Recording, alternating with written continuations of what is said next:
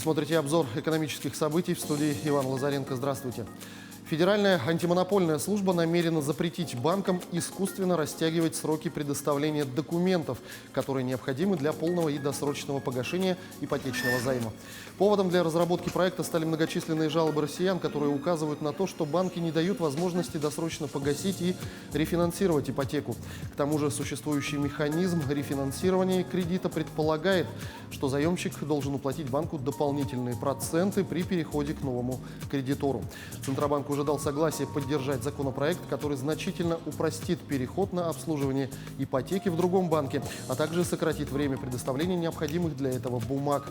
На сегодня в законе нет фиксированного срока передачи документов, чем и пользуются банки, поэтому изменения в случае их принятия сэкономят заемщику время и деньги, позволив быстро закрыть долг. В следующем году Минсельхоз решил возобновить закупки зерна в интервенционный фонд, чтобы нарастить его запасы до 3 миллионов тонн, то есть 2-3 месячных потребностей переработчиков.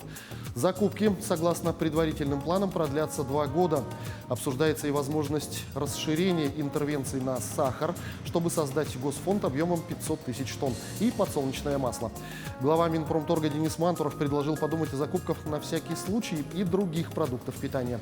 В прошлый раз закупочные интервенции на зерно применяли в 2016 году, а потом Минсельхоз только продавал зерно. В настоящее время объем запасов оценивается в 200 тысяч тонн. В 2018 году ведомство предпочло субсидировать перевозку зерна за границу, объяснив такое решение большей экономической эффективностью.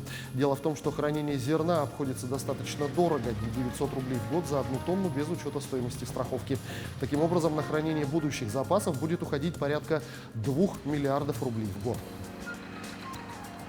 Россия может восстановить авиасообщение с турецкими курортами к началу июля, допустили в Ростуризме.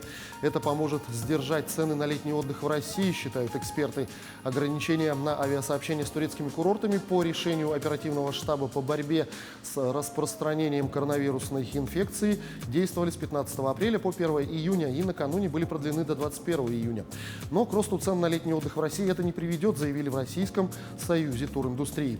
Там пояснили, что отели на Черноморском побережье сейчас забронированы на 80 и более процентов. Остались только низкокатегорийные отели, либо частный сектор. К тому же цены на отдых уже поднялись сразу после закрытия Турции и больше расти не будут. Тем временем Ростуризм предпринимает шаги по развитию внутреннего туризма. Ведомство предложило субсидировать чартеры из 64 регионов страны. Проект постановления правительства опубликован для общественного обсуждения. Также продолжает действовать программа туристического кэшбэка. Ее второй этап в этом году начнется 1 октября и продлится до декабря месяца. С 1 сентября продавать безрецептурные лекарства онлайн смогут не только крупные аптечные компании, но и несетевые аптеки. Они смогут торговать лекарствами и на своих сайтах, и на ресурсах агрегаторов и маркетплейсов. Постановление правительства об этом подписал премьер-министр Михаил Мишустин. Большинство экспертов считает онлайн-торговлю для аптек большим прорывом прошлого года. И то, что на рынок придут новые несетевые игроки, позволит решить вопрос с доступностью лекарств в удаленных и малонаселенных регионах, где нет крупных аптечных сетей. Новые правила онлайн-продаж медикаментов дополнятся предложением о регулировке цен. При дистанционной торговле стоимость лекарств не должна быть выше той, которая на них установлена в самой аптеке, отмечается в сообщении правительства. Ответственность за условия хранения и качество лекарств полностью возлагается на аптечные организации, даже если медикаменты продаются на сайте партнера и доставлены сторонними курьерскими компаниями.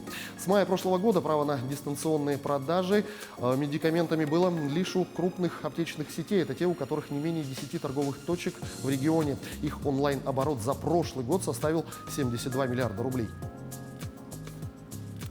Минэнерго России выбрала на данном этапе 15 пилотных регионов, которые примут участие в социальной газификации.